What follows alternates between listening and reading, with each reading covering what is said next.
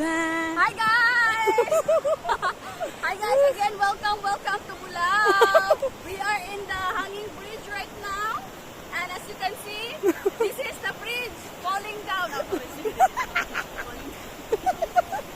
Why it's not moving now? Layra gagayat ka na pa. Second time around. Layra pa yung payong man akong madam diri sa akong likod. I don't know what happened, but I think they changed the plywood.